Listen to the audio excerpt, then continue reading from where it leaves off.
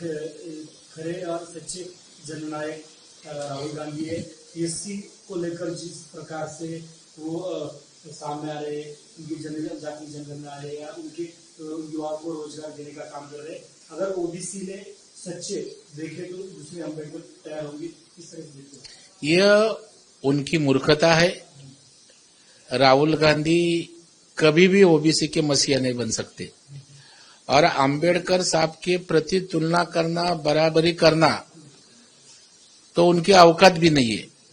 तो मुझे लगता है कहाँ डॉक्टर बाबा साहेब अम्बेडकर, कहाँ राहुल गांधी, आपके हाथ में सत्ता थी तभी ओबीसी के लिए क्या किया?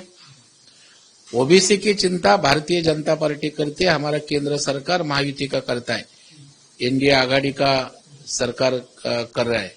तो मुझे लगता है कि प्रधानमंत्री नरेंद्र मोदी साहब ने ओबीसी के लिए अनेक योजनाएं लाई, उनकी जनगणना हो, उनके लिए सुविधा हो, उनके लिए सहूलत हो, वो कर रहे हैं हम। तुम खाली बोलते रहते हो और राहुल गांधी तो राजनीति में टाइम पास आइटम है कि कभी परदेश में जाते हैं, कभी आते हैं 2 दिन, ऐसी बातें करते हैं, उनके लोग बोलते हैं और निकल जाते हैं। और मोदी साहब 24 घंटा देश के लिए काम करता है। एससी समाज रहे, ओबीसी समाज रहे, पिछड़ा समाज रहे, सब लोगों के लिए परिश्रम करते। राहुल गांधी पहला परिश्रम करे, उनके नेताओं को तो वो तो भगवान ही लगेगा।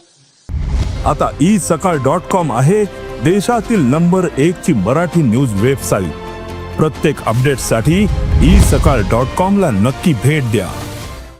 लेकिन अम्बेडकर के साथ तुलना करना मूर्खता है, उनका हम निषेध करते हैं। सर, दूसरी तरफ केंद्रीय मंत्री धर्मेंद्र, जो कांग्रेस की सांसद है सुखदेव भगत, वो कहते हैं कि जो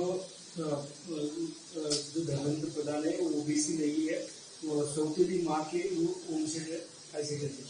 मैं उनका धिक्कार करता हूँ। इसी तरह पर्सनल कोई बात करते नहीं, ले कांग्रेस में अभी संस्कृति नहीं रही, इसलिए इसी तरह की बात करते हैं। कोई भी वो सांसद है, धर्मेंद्र प्रधान एक अच्छा नेता है, तो पर्सनल इसी तरह टीका टिप्पणी करना ये संस्कृति नहीं है। अभी कांग्रेस के नेता संस्कृतिहीन ज्यादा से ज्यादा बन रहे, उसका ये उदाहरण है। सर, कांग्रेस कहती है कि हम बाबा साहब के विचारधारा, बाबा साहब के जो स्वप्न को साकार करने का काम कांग्रेस कर रही है, तो जिस तरह से ये बयान सामने आ रहा है, क्या लगता है कि नहीं, मुझे लगता है कि बाबा साहब के प्रति क्या थी कांग्रेस की भावना, वो पूरे देशवासियों ने देखी है। बाबा साहब को इलेक्शन में गिराने का काम, हराने का काम किसने? कांग्रेस ने किया है ना। बाबा साहब का ज्यादा से ज्यादा अपमान कांग्रेस ने किया और प्रधानमंत्री नरेंद्र मोदी साहब के नेतृत्व में बाबा साहब का सम्मान करना, बाबा साहब के विचारों का सम्मान करना, संविधान का सम्मान करना, यह काम प्रधानमंत्री नरेंद्र जी मोदी के नेतृत्व में हुआ है।